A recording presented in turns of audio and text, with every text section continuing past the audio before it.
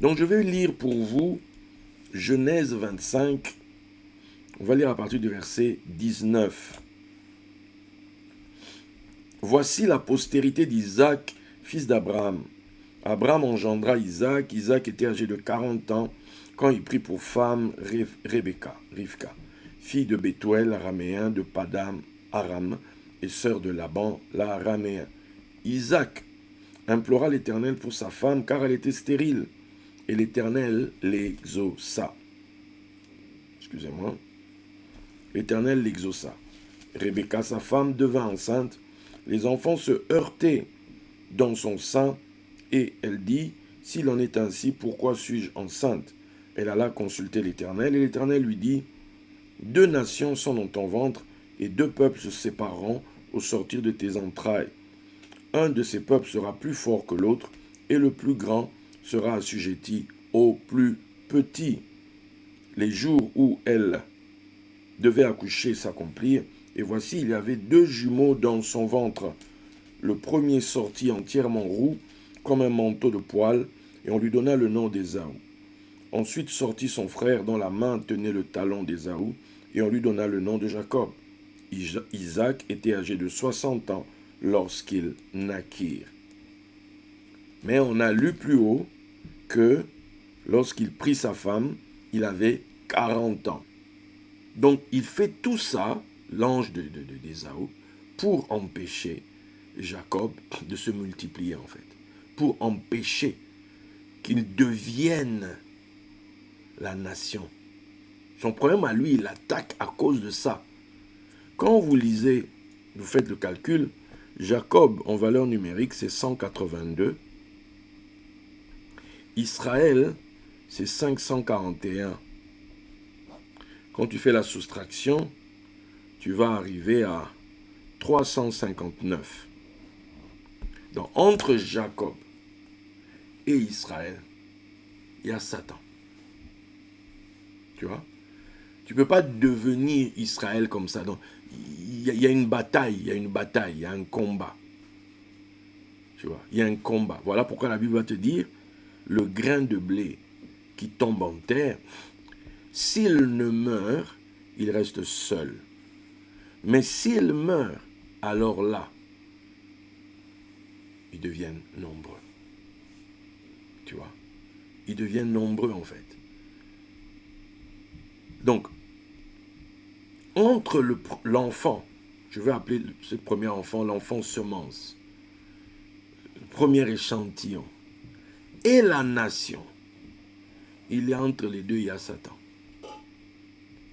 Entre les deux, tu vas être mis à mort. Entre les deux, tu vas être combattu. Entre les deux, tu vas aller à l'école. Entre les deux, quelque chose de toi doit mourir en fait.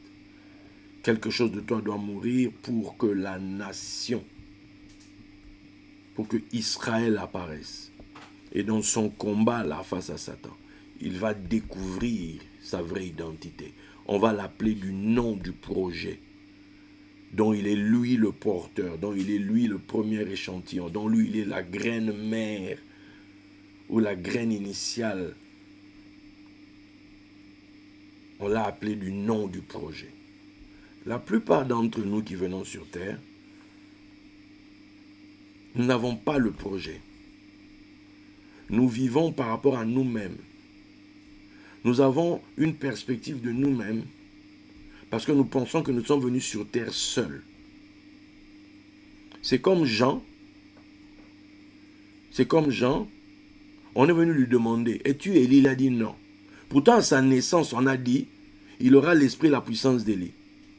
Mais à lui, quand on a demandé, il a dit non, je ne sais pas moi Élie. Quand on demande à Jésus, dit c'est le Élie qui devait venir. Donc Jean lui-même ne savait pas qui il était. Jean lui-même n'avait pas conscience qu'il était Élie. À sa naissance, avant sa naissance, l'ange a dit, il aura l'esprit et la puissance d'Élie, lui là. Mais vous allez l'appeler Jean. Donc, quand toi tu vois Jean, ah Jean, c'est Jean, doucement. Toi tu l'appelles Jean. Ça c'est le nom de l'apparence extérieure. Mais en réalité, c'est Élie. Jésus traite avec lui, pas en tant que Jean. Jésus traite avec lui par rapport à l'identité qui est derrière. Toi, tu penses que quand tu étais dans le ventre de ta mère, tu étais toute seule. Tu n'étais pas toute seule. Je veux dire, tout seul, ça veut dire qu'il n'y avait que ton corps physique. Tu n'avais que toi. Le corps physique, en fait, c'est le corps semence. C'est le corps semence qui, le jour où il retournera à la poussière, c'est-à-dire, va acter la deuxième partie du plan. Quand le temps sera terminé pour la phase 1 et qu'il faudra rendre à la poussière ce corps, en fait, ceux qui iront enterrer, ils vont aller semer en fait. Ils vont ensemencer la terre avec ce corps du projet. C'était le projet number 1. Parce que maintenant le temps est venu pour que tout le projet explose. Que tout le projet parte, c'est-à-dire que maintenant remplisse la terre. C'est comme si maintenant on féconde la terre. Est-ce qu'il y a rien de comprendre ce que je suis en train de dire? La plupart des gens vivent pour eux-mêmes. Ils vivent pour eux-mêmes, c'est-à-dire eux-mêmes ceux qu'ils voient dans le miroir. Le miroir physique. Ils pensent qu'ils sont un seul. Quand vous m'entendez prier, tu as fait le corps unique et le corps multiple. Vous pensez que je raconte quoi? Votre corps là, c'est la phase 1 du projet. C'est la première version. Votre corps là, c'est le corps père de plusieurs nations en fait. En fait, le problème c'est que vous ne savez pas. Vous vous faites appeler Jean. Mais vous ne réalisez pas que vous êtes Élie. Tu vois? Vous ne réalisez pas ça en fait. Vous vous faites appeler juste Jacob. Mais vous ne savez pas que vous êtes Israël.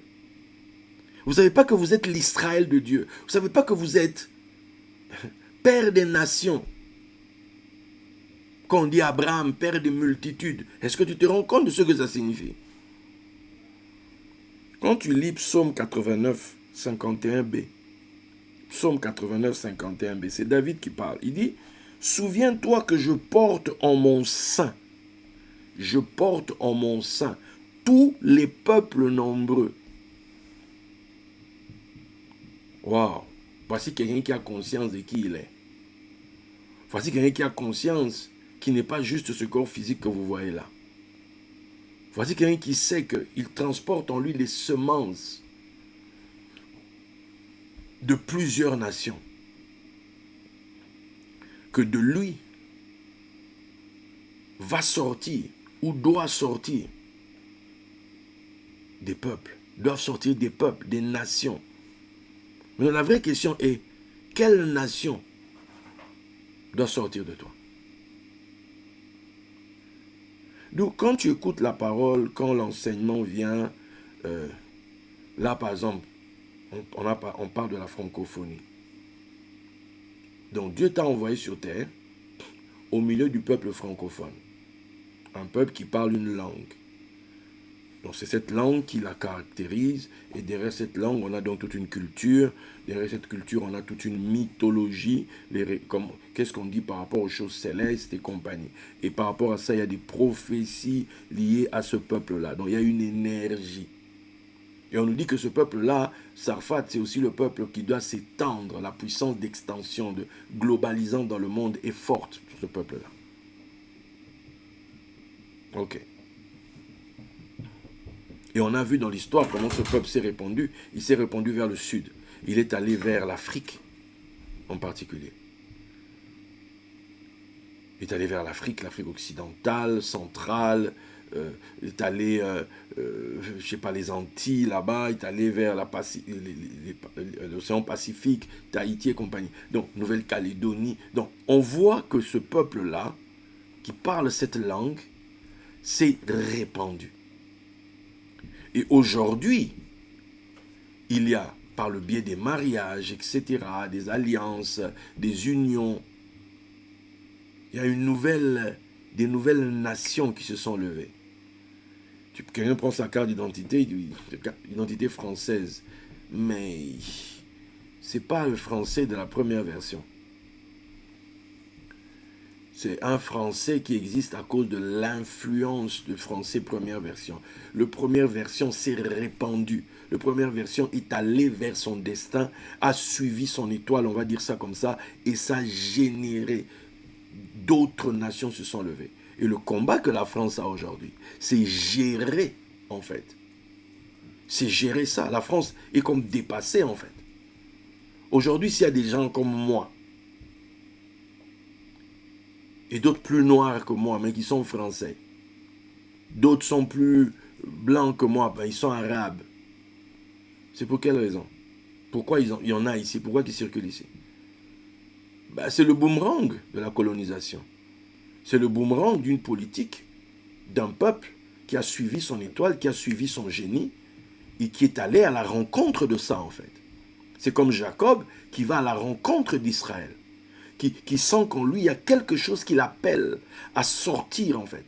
Est-ce que vous pensez que les gens de la Troisième République, les Mac Mahon, les Jules Ferry et toutes les compagnies, les gens de cette époque-là, quand ils ont commencé à décider par rapport, les Victor Hugo, tout ça, quand ils ont commencé à décider, ils discutaient à l'Assemblée nationale par rapport à la colonisation. Si ces gens savaient ce qui se passe aujourd'hui, s'ils avaient su qu'il allait avoir les gens Lampedusa qui arrivent, je ne sais pas par combien de milliers, par bateau, parce que la Libye est par terre, les gens traversent, les gens arrivent, c'est-à-dire que il y a des fois tu circules en France, tu dis, hey, je suis où là? Parce que tellement, ça dit que l'endroit, tu dis, mais on est où à Marrakech, ou bien on est où, on est à Lomé, on est à Kinshasa. Pourquoi? Les Blancs, c'est devenu des points dans l'endroit. Mais tu es en France. Je peux imaginer le français de souche qui est dépassé par ça. Mais ça vient d'où cette affaire? Ça vient d'où? Il est dit ce qu'un homme sème, il le moissonne. Les choses que l'on fait ne restent pas comme ça. Il y a un retour. Alors, il faut savoir assumer le retour. Il faut savoir assumer le retour de l'histoire. Plutôt que de craindre, plutôt que d'avoir peur, plutôt que de commencer à faire des... Oui, on demande pardon pour ce qu'on a fait. Non, vous avez fait, vous n'avez pas changé l'histoire. Mais maintenant, il faut aller plus loin, en fait. Il faut se dire, ok, c'est comme un monsieur qui a eu des enfants, pour le coup, hors, j'allais dire, mariage normal. Tu vas te détourner de tes enfants? Non, c'est ton sang. C'est ton sang, ce sont tes enfants. Mais tu vas payer leurs études, tu vas les traiter comme tes autres enfants. C'est ton sang. Quelle est la différence? Il n'y a pas de différence. La même semence qui a donné vie ici a donné vie là-bas. Si tu as pris soin ici, tu prends aussi soin là-bas.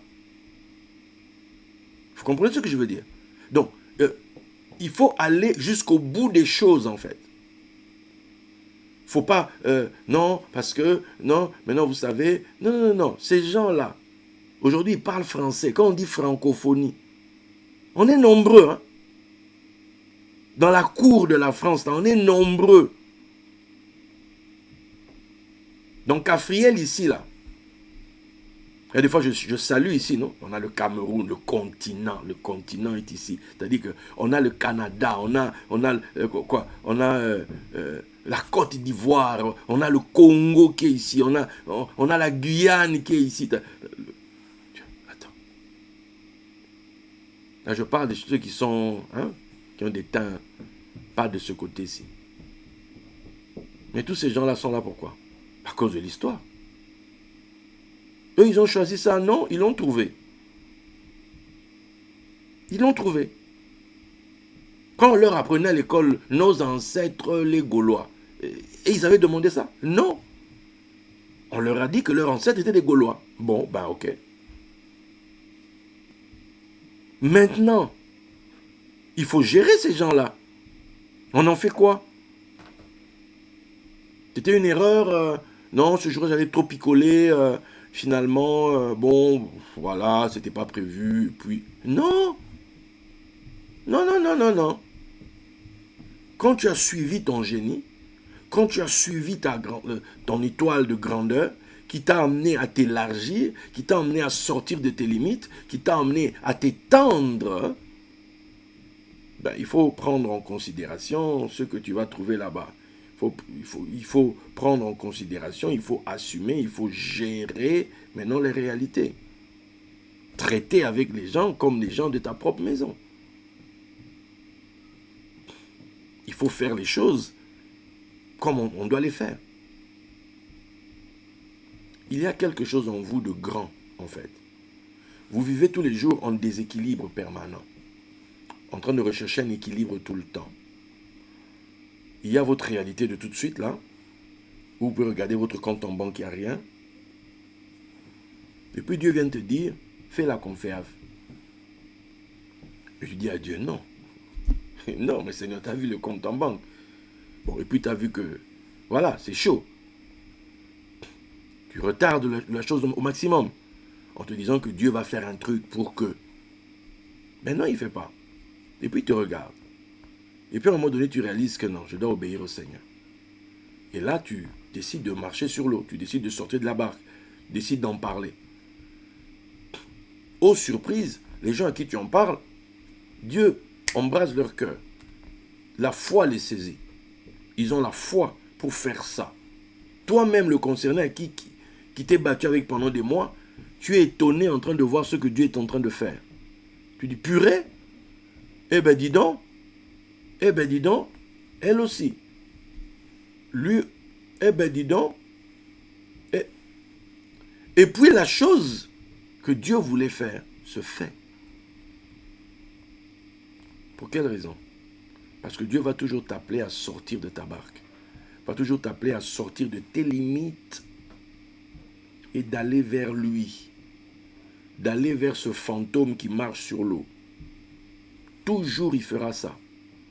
Parce que en fait ta vie en version number one est régie par les influences de toi en version 2, en deuxième version.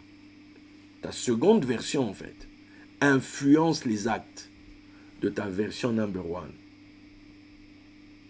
En fait, les études que tu vas aller faire, les choses où tu vas aller, des fois tu voulais faire telle chose, mais au final tu n'as pas fait ça. Tu as été dirigé ailleurs, etc., etc., etc. Tu étais à tel endroit, mais tu étais peut-être avec quelqu'un, et puis, je ne sais pas ce qui s'est passé, on t'a sorti de là, et on t'a mis là-bas. Et pourquoi en fait? Qu'est-ce qui décide de ça? Qu'est-ce qui régit ça en fait? Qu'est-ce qui fait ça? Qu'est-ce qui fait que tu ne vas pas vivre à tel endroit, mais tu vas vivre à tel autre endroit? Qu'est-ce qui fait ça? C'est le plan de la seconde version. Parce que toi, tu es là pour ouvrir le chemin, pour préparer la voie à la seconde version. Toi, la première version, tu travailles pour la version qui vient derrière. Jacob aimait Rachel. C'est ce que l'Écriture dit. Jacob aimait Rachel. Qu'est-ce qui s'est passé? Rachel connaissait le plan de Dieu. Jacob lui avait dit qu'il doit se multiplier et pas tant qu'au Et là-bas, il y a cette histoire où Léa, l'aînée, doit passer avant. Rachel peut tout faire, mais Rachel peut... La tradition dit que c'est Rachel donne le code qui s'était convenu avec Jacob. Il donne ce code à Léa. Donc, dans la nuit, Léa donne le code. Donc Jacob, pour lui, il est avec Rachel. C'est ce que la tradition dit. Pourquoi Rachel le fait? Parce que Rachel sait. Rachel, elle veut aussi que sa sœur prenne part à ce plan de Dieu. Elle veut ça. C'est Rachel qui, quelque part, introduit Léa. Pendant qu'ils avancent, comment est-ce que Zilpa et Bila, qui sont des filles,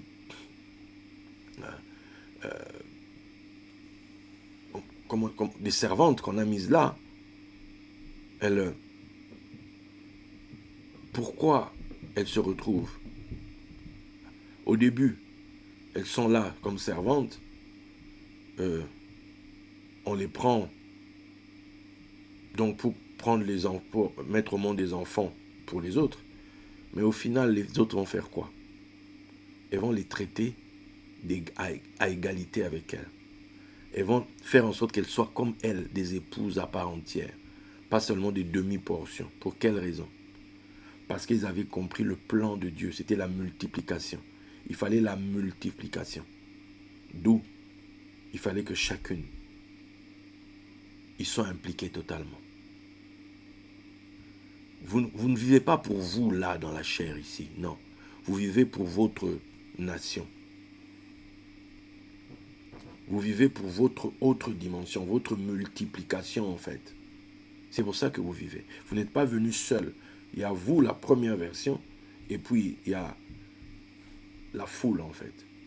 C'est à cause de cette foule, cette nation-là qui est derrière vous, que, quand je dis nation, maintenant on ne connaît pas le nombre, on ne sait pas, mais à cause de cette grandeur divine. Parce que cette grandeur divine, maintenant vous oblige, vous, à faire telle et telle chose, à accomplir telle et telle chose. Des fois, les gens ne vous comprendront pas. Des fois, les gens ne seront pas d'accord. Oui, parce que eux vous voient en tant qu'individu, individualité.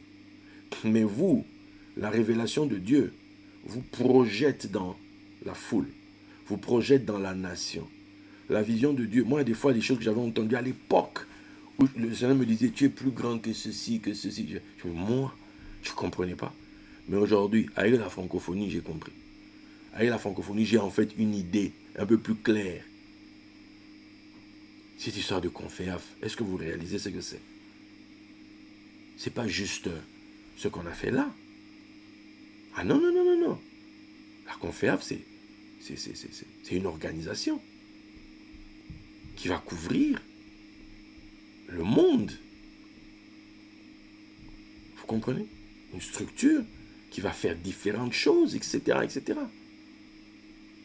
Qui va rassembler des hommes de Dieu de différents lieux.